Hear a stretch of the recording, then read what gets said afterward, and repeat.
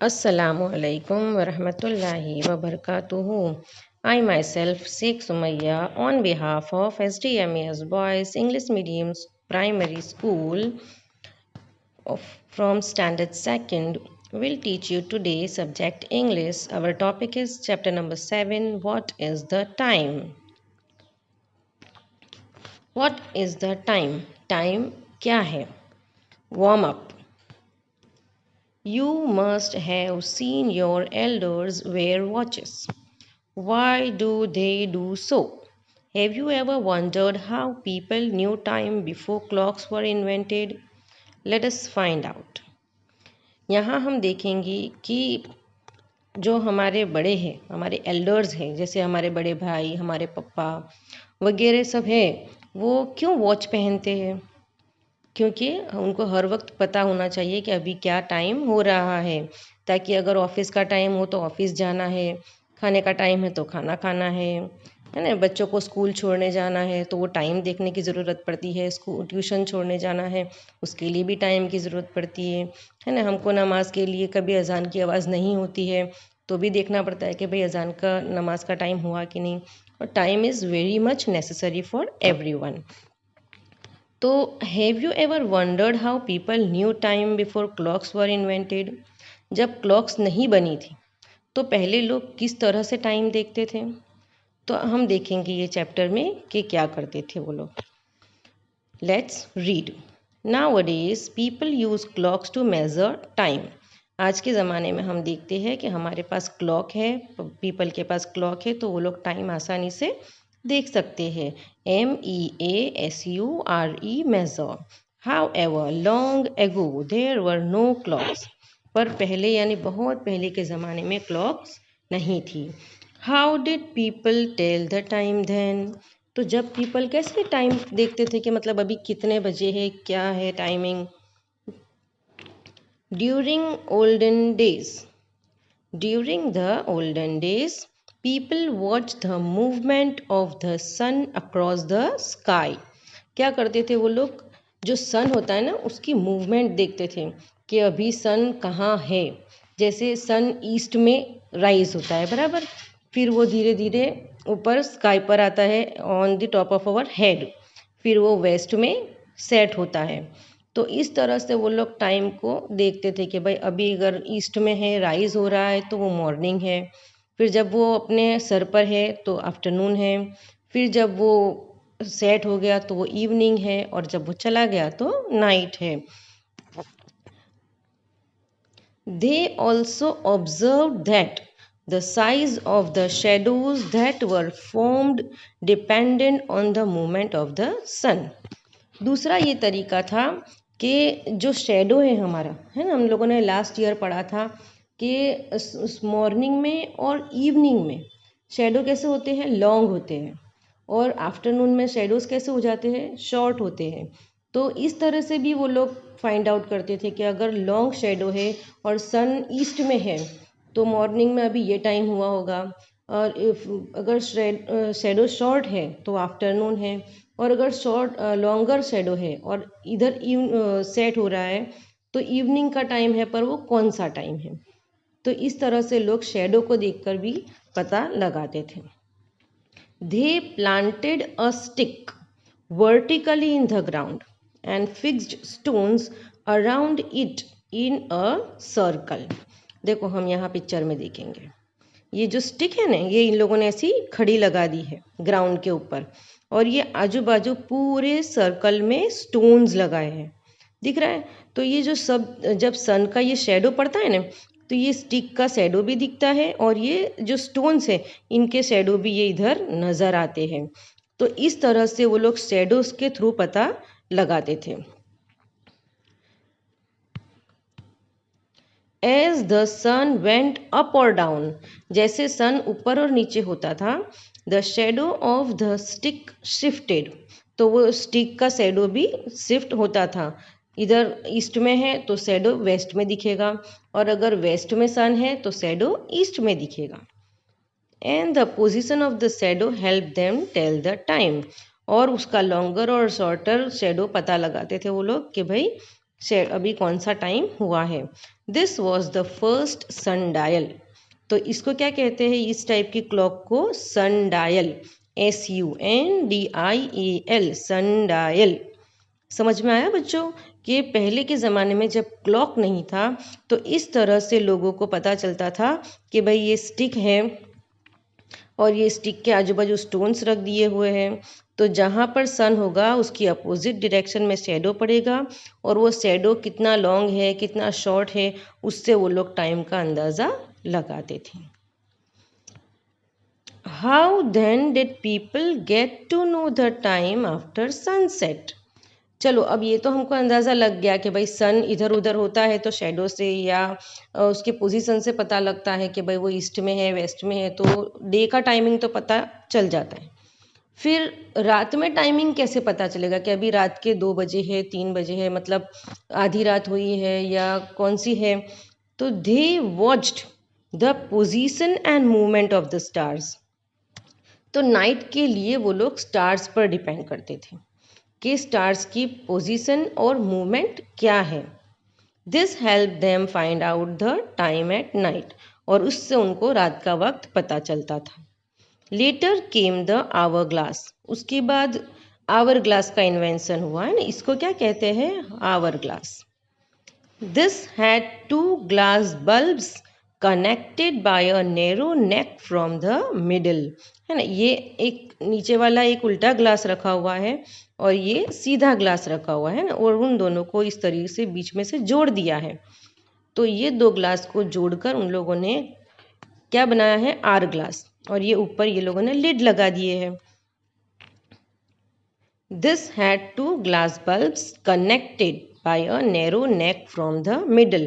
Narrow neck यानी इस तरह से पतली जो गर्दन होती है वो उसके पास से उनको जोड़ दिया है। सैंड वॉज फिल्ड इन 1/2, और एक साइड के ग्लास में उन लोगों ने यहाँ तक सैंड भर दी। The sand in the top half flowed into the bottom half slowly, और जैसे जैसे सैंड एक तरफ से दूसरी तरफ गिरती जाएगी तो यहाँ पर जितना ये खाली होता जाएगा उतना उन लोगों को टाइम का अंदाज़ा आ जाएगा। It took 60 minutes for all the sand to pass from the upper half to the lower. देखो कितना अच्छा स्टार्टिंग हुआ है कि जब ये पूरी जो सैंड है इसको ऊपर से नीचे गिरने में पूरे 60 मिनट्स लगते थे, यानी कि 1 कलाक। यानी जब तक ये पूरा एक कंप्लीट नहीं हो जाएगा नीचे तक, तो तब पता चलेगा कि ये सैंड ऊपर से पूरी नीचे आ चुकी है, यानी ये 1 कलाक कंप्लीट हो चुका है। इस तरह से स्टार्टिंग ऑफ द क्लॉक का इन्वेंशन हुआ था। The hourglass was then turned upside down and the sand flowed back into the other bulb, taking the same amount of time। अब जैसे ही ये ग्लास में से सैंड पूरी ख़त्म हो जाती थी, नीचे आ जाती थी, उसको वापस घुमा देते थे और वापस से शुरू हो जाता था कलाक का टाइम कि ऊपर से नीचे सैंड ख़त्म हो जाएगी तो वो दूसरा आवर कंप्लीट करेगा। The Chinese used candles and lamps instead of the hourglass। अब ये जो चाइनीज़ थे ने, ये लोग क्या करते थे, लैम्प्स और कैंडल्स का यूज़ करते थे आर ग्लास की जगह पे। मतलब उनको कैंडल्स कितने टाइम में ख़त्म हो जाती है उससे अंदाज़ा आता था कि हमारा 1 कलाक पूरा हुआ कि नहीं। The candles had lines at equal distances. Candles में हर जगह मतलब पूरी कैंडल्स में इक्वल डिस्टेंस पे लाइन कर दी होती थी। The distance between 2 lines showed them that a certain length of time had passed। और वो जो बीच में लाइंस की होती थी ना, कैंडल्स के बीच में निशानी बना देते थे, तो उससे वो लोग अंदाज़ा लगाते थे कि भाई अभी आधा कलाक पूरा हो गया है या 15 मिनट या 1 our.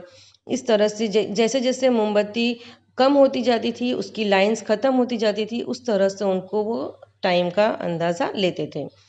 As the candles burned, they became shorter and shorter and the lines disappeared one after another।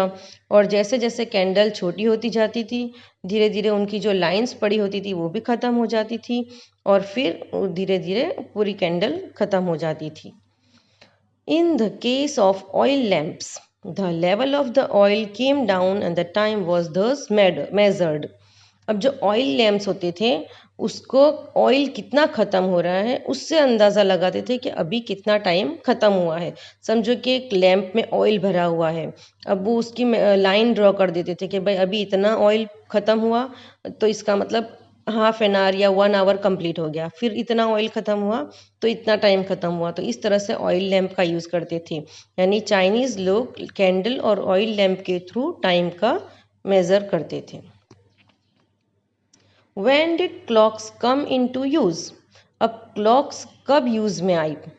It was Galileo, Galileo, Galileo, an Italian scientist. ये कौन है? गैलीलियो एक साइंटिस्ट है और ये इटली में रहता था, इसलिए इसका नाम है इटालियन साइंटिस्ट। और इसका नाम क्या है? Galileo. Who invented the pendulum? Pendulum किसे कहते हैं चिल्ड्रन? ये जो नीचे दिख रहा है ये राउंड शेप वाला ये ऐसे लटक रहा है, इसको हम कहते हैं पेंडुलम। तो गैलीलियो ने पहले पेंडुलम किस तरह से यूज़ करते हैं वो इन्वेंट किया, यानी उसने पेंडुलम बनाया और उसका यूज़ कैसे होता है वो उसका इन्वेंशन किया। It was Galileo an Italian scientist who invented the pendulum used in clocks, और उसको फिर उसने क्लॉक्स में यूज़ किया। The first clocks were very tall and called grandfather clocks. है ना, कई जगहों पर आपने देखा होगा कि बड़े बड़े टावर होते हैं और टावर के ऊपर क्लॉक लगी होती है, जैसे हमारे सूरत में भी एक टावर क्लॉक है। तो पहले के ज़माने में ये जो दिख रही इसको टावर क्लॉक बोलेंगे, इस तरह से बड़ी वाली टावर क्लॉक जो रोड पर होती है वैसी, ये तो सिंपल क्लॉक ही है। तो इस तरह से बड़ी वाली टावर क्लॉक बनाते थे पहले के टाइम में जब शुरुआत हुई थी तब, और उस पर इतना बड़ा पेंडुलम लगा हुआ होता था जो बहुत ही बड़ा होता था, टॉल होता था, एंड कॉल्ड ग्रैंडफादर क्लॉक्स, और उसका नाम क्या था? Grandfather clocks. As time went by, जैसे जैसे वक्त बीतता गया, वॉचेस केम इनटू यूज, धीरे धीरे वॉचेस का यूज होता गया। Some of them had gold cases, यानी कोई कोई वॉचेस में गोल्ड का भी यूज होता था। Now we have quartz watches and atomic clocks. ये जो क्वार्ट्ज है ना ये एक मिनरल का नाम है। तो पहले गोल्ड की वॉच बनती थी, उसके बाद धीरे धीरे क्वार्ट्ज वॉचेस बनती हुई और उसकी कंपनी का नाम भी क्वार्ट्ज ही होता है, और फिर एटॉमिक क्लॉक्स बनती हुई। Atomic clocks are very accurate, और एटॉमिक क्लॉक्स बहुत एक्यूरेट होती है। एक्यूरेट यानी एकदम परफेक्ट टाइम बताती है।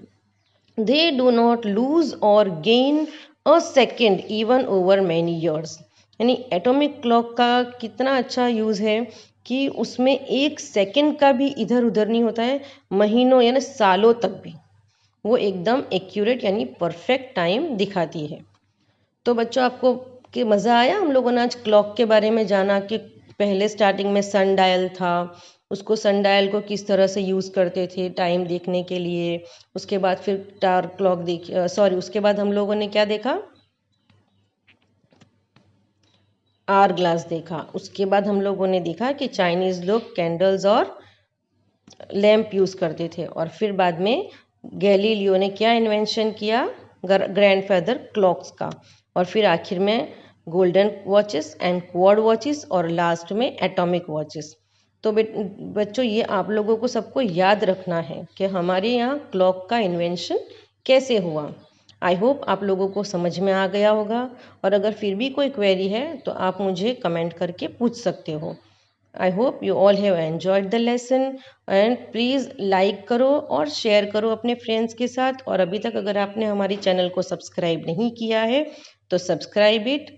Have a good day, take care, thank you.